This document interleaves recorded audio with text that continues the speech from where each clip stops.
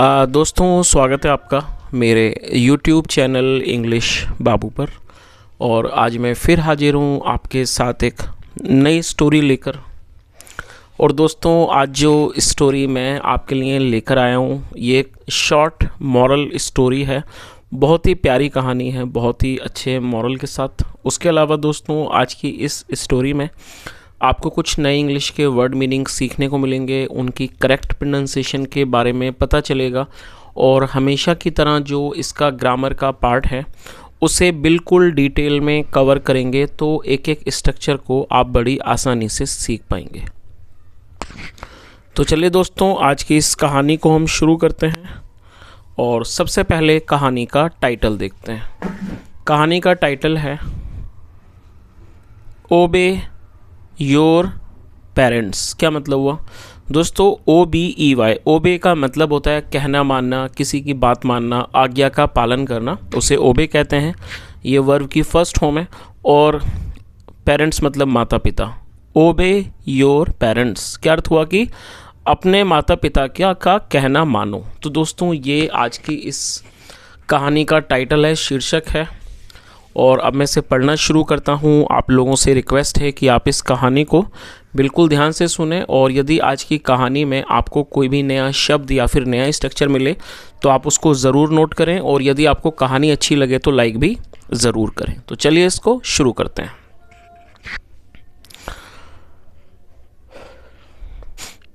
There lived a little fawn with his mother। क्या मतलब हुआ दोस्तों? ये जो वाक्य है ये एक पास्ट इंडेफिनिट का अफर्मेटिव वाक्य है। और जब हम पास्ट इंडेफिनिट में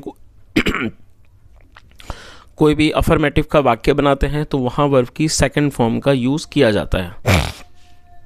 लिव का मतलब होता है रहना, निवास करना, और सेकंड फॉर्म है लिव्ड। और दोस्तों FAWN इसको फॉन पढ़ेंगे और फॉन का मतलब होता है हिरन का बच्चा। तो क्या अर्थ हुआ कि there lived a little fawn with his mother. एक छोटा हिरन का बच्चा अपनी माँ के साथ रहता था। Once the fawn thought that he always had to go everywhere with his mother. क्या अर्थ हुआ? Once he the fawn thought. और दोस्तों ये जो वाक्य है ये पास्ट इंडेफिनिट का ही अफर्मेटिव वाक्य है जहाँ पे सेकंड फॉर्म लगाई जाती है। थिंक मतलब सोचना, सेकंड फॉर्म है thought. Once the fawn thought, एक बार हिरन के बच्चे ने सोचा, दैट की he always had to go everywhere, उसे हर जगह जाना पड़ता है, विद हिज मदर, अपनी माँ के साथ। Now he was grown up. और दोस्तों ग्रोन अप का मतलब था बड़ा हो जाना। तो उसने क्या सोचा? Now he was grown up, अब वह बड़ा हो चुका है। He could go alone to places, वो अकेला जा सकता है स्थानों पर। But his mother did not allow him. और दोस्तों ये जो वाक्य है ये पास्ट इंडेफिनिट का नेगेटिव वाक्य है जहाँ सब्जेक्ट के बाद डिड नॉट का यूज़ किया जाता है, साथ में फर्स्ट फॉर्म लगाई जाती है। अलाउ का मतलब अनुमति देना। But his mother did not allow him, लेकिन उसकी माँ उसको अनुमति नहीं देती। The fawn found it very frustrating and decided to sneak off alone without informing anyone. The fawn found it very frustrating। दोस्तों ये जो वाक्य है ये भी पास्ट का वाक्य है। फाइंड का मतलब लगना या फिर पाना, सेकंड फॉर्म है फाउंड। और the fawn found it very frustrating. Frustrating का मतलब है निराशाजनक। और ये जो चीज़ थी वो फॉन को, मतलब कि हिरन के बच्चे को बहुत ज़्यादा निराशाजनक लगी। एंड डिसाइडेड, और उसने फैसला किया, निर्णय किया, to sneak off. Sneak off मतलब चुपके से निकल जाने का, अलोन अकेले निकल जाने का, विदाउट इन्फॉर्मिंग एनीवन, बिना किसी को बताए। तो इस तरह से पूरी लाइन का क्या अर्थ निकला कि जो हिरन का बच्चा था उसे ये बात बड़ी फ्रस्ट्रेटिंग लगती थी, निराशाजनक, और उसने निर्णय किया, फैसला किया कि वो स्नीक ऑफ करेगा, मतलब चुपचाप निकल जाएगा अकेला, विदाउट इन्फॉर्मिंग एनीवन, बिना किसी को सूचित किए। आगे देखिए।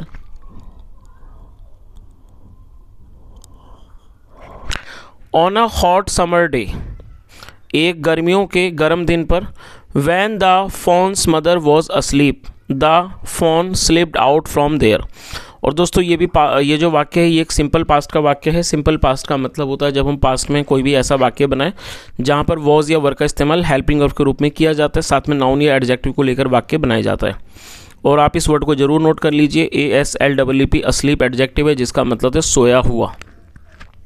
तो क्या अर्थ हुआ, on a hot summer day, गर्मियों के गर्म दिन, वैन जब, द फॉन्स मदर, जब फॉन्स मदर मतलब जब हिरन की जो हिरन के बच्चे की जो माँ थी, वॉज अस्लीप, जब वो सोई हुई थी, the fawn slipped out, slipped out का मतलब होता है चुपचाप कहीं से निकल जाना, जो फॉन हिरन का बच्चा था वो निकल गया, फ्रॉम देयर वो वहाँ से निकल गया। He went to an open field, और दोस्तों ये जो वाक्य है ये भी पास्ट इंडेफिनिट का वाक्य है, जहाँ सेकंड फॉर्म लगाते हैं, गो मतलब जाना, second form went. He went to an open field, वह एक खुले मैदान में चला गया, and began playing hither and thither, और वो यहाँ वहाँ खेलने लगा, and found it very thrilling, और उसको ये जो चीज़ थी वो बहुत ज़्यादा रोमांचकारी लगी। थ्रिलिंग का मतलब रोमांचक, उसे ये चीज़ बहुत ज़्यादा रोमांचक लगी। आफ्टर सम टाइम, कुछ समय के बाद, ही फेल्ट थर्स्टी, दोस्तों फील थर्स्टी का मतलब होता है प्यास लगना, और ये पास्ट इंडेफिनिट का वाक्य है, तो जो सेकंड फॉर्म है वो है फेल्ट थर्स्टी, आप इसे नोट कर लीजिए। क्या अर्थ हुआ, आफ्टर सम टाइम, कुछ समय के बाद, ही फेल्ट थर्स्टी, उसको प्यास लगी। He went to a nearby stream, दोस्तों स्ट्रीम का मतलब होता है कोई जलधारा, कोई नदी वगैरह, नदी नाला उसे स्ट्रीम कहते हैं। He went to a nearby stream, वह एक नज़दीकी मतलब कि नाले पर गया, टू ड्रिंक वाटर, पानी पीने के लिए। After he had finished drinking water, और जब वह पानी पी चुका था, he saw a lion staring at him, और दोस्तों ये भी पास्ट इंडेफिनिट का वाक्य है, जहाँ सेकंड फॉर्म लगाई जाती है, सी मतलब देखना, second form saw, he saw a lion, उसने एक शेर को देखा, स्टेयरिंग एट हिम मतलब कि अपने आप को घूरते हुए उसने एक शेर को देखा। From the upper side of the stream, मतलब कि जो स्ट्रीम था, जो नाला था, उसके ऊपर की तरफ उसने देखा कि जो एक शेर है, लॉइन है, शेर है, वो उसको घूर रहा है। आगे देखिए, the lion was licking his lips and planning to eat him, और दोस्तों ये जो वाक्य है ये एक पास्ट कॉन्टिन्यूस का सेंटेंस है। पास्ट कॉन्टिन्यूस मतलब ऐसे वाक्य जहाँ वाक्यों की टेल पर रहा रहती जैसे शब्द आए, ऐसे वाक्यों में वॉज या फिर वर्ब का इस्तेमाल हेल्पिंग वर्ब के रूप में किया जाता है, साथ में वर्ब की फोर्थ फॉर्म लगाई जाती है। फोर्थ फॉर्म का मतलब होता है आईएनजी फॉर्म, और आप इस वर्ब को जरूर नोट कर लीजिए। LIC लिक मतलब होता है चाटना, और ये फोर्थ फॉर्म है। क्या अर्थ हुआ, the lion was licking his lips, शेर अपने होंठों को चाट रहा था, and planning to eat him, और उसको खाने की योजना बना रहा था। The fawn was aghast to see a lion with red and burning eyes। क्या अर्थ हुआ, the fawn was aghast, दोस्तों aghast का मतलब होता है बहुत ज़्यादा हक्का बक्का रह जाना। जो फॉन था, जो हिरन का बच्चा था, was aghast, वो हक्का बक्का रह गया। टू सी अ लॉइन, एक शेर को देखकर, with red and burning eyes मतलब लाल और जलती हुई आंखों वाले शेर को देखकर जो फॉन था, हिरन का बच्चा था, क्या था, वो हक्का बक्का रह गया। लोलिंग हिज टंग, लोल का मतलब होता है लटकाना, जो अपनी टंग को लटका रहा था, विद अ क्लियर इंटेंशन, बिल्कुल स्पष्ट इरादे के साथ, टू डिवोर हिम, उसको खाने का। और दोस्तों आप इसे नोट कर लीजिए, DEVOUR, डिवोर का मतलब होता है किसी को खा जाना, भकोस जाना। तो इस तरह से पूरी लाइन का क्या अर्थ हुआ कि जो फॉन था, हिरन का बच्चा था, वो बहुत ज़्यादा हक्का बक्का रह गया एक ऐसे शेर को देखकर, मतलब कि लाल आंखें और जिसकी जलती हुई आंखें थी, लाल और जलती हुई आंखें। लोलिंग हिज टंग, जो कि अपनी जीभ को लटका रहा था, विद ए क्लियर इंटेंशन, बिल्कुल स्पष्ट इरादे से, टू डिवोर हिम, उसको खाने के। ही began trembling with fear, tremble का मतलब कांपना, और दोस्तों ये भी पास्ट का वाक्य है। बिगिन मतलब शुरू करना, सेकंड फॉर्म बिगिन, और फियर एक नाउन है जिसका मतलब होता है डर। He began trembling with fear, वह डर से कांपने लगा। He did not know what to do, वह नहीं जानता था कि क्या करे। आगे देखिए, the lion called him and said, जो लॉयन था, शेर था, द लॉयन कॉल्ड हिम, शेर ने उसको बुलाया और कहा, you have spoiled the water. और दोस्तों ये जो वाक्य है ये प्रेजेंट परफेक्ट का वाक्य है। प्रेजेंट परफेक्ट का मतलब होता है वर्तमान में किसी क्रिया का पूरा होना पाया जाना। ऐसे वाक्यों में हैज़ या हैव के साथ वर्ब की थर्ड फॉर्म लगाई जाती है। स्पॉइल का मतलब बिगाड़ना, थर्ड फॉर्म है स्पॉइल्ड। आप इसे नोट कर लीजिए, SPOILD थर्ड फॉर्म है। The lion called him and said, शेर ने उसको पुकारा और कहा, you have spoiled the water, तुमने पानी को बिगाड़ा है, ख़राब किया है। यू नो, तुम जानते हो, I am drinking the water, मैं पानी पी रहा हूँ, that has been made dirty by you. और दोस्तों ये जो वाक्य है ये प्रेजेंट परफेक्ट का पैसिव वॉइस का वाक्य है। जब हम प्रेजेंट परफेक्ट में पैसिव में कोई वाक्य बनाएंगे तो ऐसे वाक्यों में हैज़ बीन या हैव बीन का इस्तेमाल हेल्पिंग वर्ब के रूप में किया जाएगा, साथ में वर्ब की थर्ड फॉर्म लगाई जाती है। तो उसने क्या कहा कि यू नो, क्या तुम जानते हो, I am drinking the water that has been made dirty by you, मतलब मैं उस पानी को पी रहा हूँ जिसे आपके द्वारा, जिसे तुम्हारे द्वारा गंदा किया गया है। The phone started moving backward, जो फ़ोन था, जो हिरन का बच्चा था, स्टार्टेड मूविंग बैकवर्ड, बैकवर्ड मतलब होता है पीछे की ओर, आप इसे नोट कर लीजिए। मूव मतलब बढ़ना, वो पीछे की ओर बढ़ने लगा, स्लोली धीरे धीरे, एंड सैड और कहा, सर श्रीमान, how can I spoil the water, तो उसने क्या कहा कि श्रीमान, how can I spoil the water, मैं पानी को कैसे ख़राब कर सकता हूँ। It is flowing from your side, ये आपकी तरफ से बह रहा है, टूवर्ड्स मी, मेरी तरफ। तो उसने क्या कहा कि श्रीमान, मैं इस पानी को कैसे गंदा कर सकता हूँ, क्योंकि इट इज़ फ्लोइंग, फ्लो मतलब बहना, it is flowing from your side towards me, ये आपकी तरफ से मेरी तरफ बह रहा है। The lion did not know what new blame to put on him again.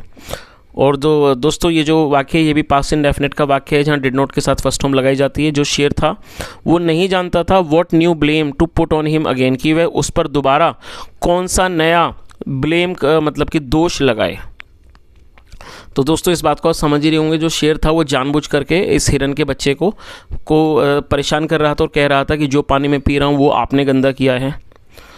और वो जब उसने इस चीज़ का विरोध किया, हिरन के बच्चे ने कहा कि सर पानी जो है वो आपकी तरफ से मेरी तरफ आ रहा है, तो इसे मैं कैसे गंदा कर सकता हूँ। तो वो फिर इस बात को नहीं जानता था कि उसको कौन सा उस पर दोष लगाए।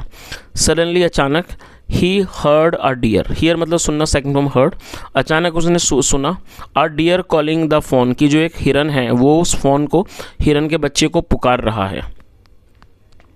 द फोन रैन क्विकली, जो फ़ोन था, हिरन का बच्चा था, रैन क्विकली, वो तेज़ी से दौड़ पड़ा, टू हिज मदर, अपनी माँ के पास। Within a few seconds, कुछ ही सेकंड में, they were out of sight, वो उस जगह से, they were out of sight मतलब कि वो गायब हो गए। They were out of sight, out of sight का मतलब होता है नज़र आना, बंद हो जाना, गायब हो जाना, वो गायब हो गए। द लॉयन वॉज डिसअपॉइंटेड, जो शेर था वो निराश हो गया। इट इज़ करेक्टली सेड, और ये बिल्कुल उचित रूप से कहा गया है, that children should obey their parents in order to avoid getting into difficulties.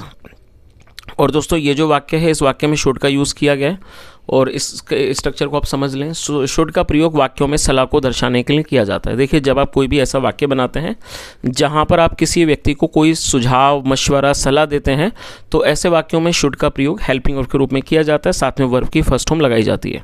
तो क्या हुआ, इट इज़ करेक्टली सेड, और ये बिल्कुल उचित रूप से कहा जाता है कि children should obey their parents, की जो बच्चे हैं उन्हें अपने माता पिता की बात माननी चाहिए, in order to avoid getting into difficulties, मतलब कि परेशानियों को से बचने के लिए उन्हें अपने माता पिता की बात माननी चाहिए। और दोस्तों यहाँ मैं आपको, जैसे मैंने भी आपको शुड का एक ये समझाया स्ट्रक्चर, मैं आपको एक दो वाक्य देना चाहूँगा, आप इन्हें कृपया करके नोट करें और आप उनको इंग्लिश में ट्रांसलेट करके कमेंट में बताएं। चलिए आप उसे नोट कर लीजिए। पहला वाक्य है, आपको समय पर स्कूल जाना चाहिए। आई रिपीट द सेंटेंस, आपको समय पर स्कूल जाना चाहिए।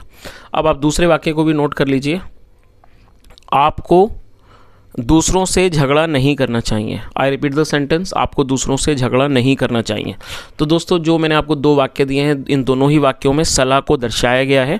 इन दोनों वाक्यों को आप कृपया करके ट्रांसलेट करें और कमेंट में ज़रूर बताएं। चलिए, तो दोस्तों इस तरह से ये प्यारी सी कहानी यहीं ख़त्म होती है, और मैं समझता हूँ जो कहानी का जो मॉरल है वो इसी लास्ट लाइन में है। जैसा यहाँ पर कहा गया है कि ये उचित रूप से कहा गया है कि जो बच्चे हैं शुड ओबे देयर पेरेंट्स, उन्हें अपने माता पिता की बात माननी चाहिए। क्योंकि दोस्तों ऐसे कई बार होता है जब हम बचपन में होते हैं, और जैसा हमने यहाँ पर इस कहानी के माध्यम से देखा कि जो हिरन का बच्चा था उसे ऐसा लगता था कि अब वो बड़ा हो गया है, और उसे हमेशा ही अपनी मतलब जहाँ भी जाता उसको अपनी माँ के साथ जाना पड़ता था। तो इस बात को वो ख़राब मानता था, बड़ा डिसअपॉइंटमेंट मतलब उसको होती थी इस चीज़ से, और यही कारण था कि उसने सोचा कि मैं एक बार अकेले जाऊंगा।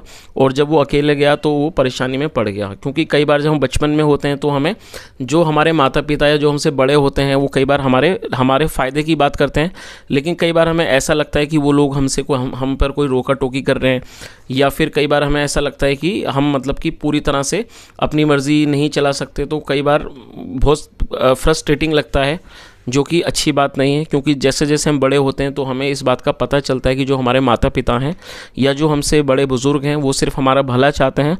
और अगर मान लीजिए हम कहीं जाते हैं तो उन्हें हमारी बहुत ज़्यादा फ़िक्र होती है, और इसलिए हमारा भी फ़र्ज़ बनता है कि जो हमारे माता पिता हैं, जो हमसे बड़े हैं, हम उनका सम्मान करें, उनकी बातों को ध्यान से सुनें, उनके साथ बैठें और उनकी कही गई बातों को मानें, क्योंकि जो हमारे माता पिता हैं या जो हमारे बड़े बुज़ुर्ग हैं उन्हें जीवन का हमसे ज़्यादा अनुभव है, और यदि हम उनकी बात मानेंगे, उनके अनुसार चलेंगे तो ये हमारे लिए ही फ़ायदेमंद है। So friends, it was today's story. I hope you really enjoyed the session. And as a child, I guess that as a teacher, I am seeing this, that this story is not only for children but for everyone, because sometimes we think that we have grown up, but I think that a person is never grown up, because when you have your parents or when you have your elders, you are always a child for them, and you should always listen to them, because they have more experience than us. And apart from this, guys, if you really enjoyed the today's session, and if you think that you have learned something today, do like this video and leave your comment. And if you want to share your valuable feedback, you are most welcome.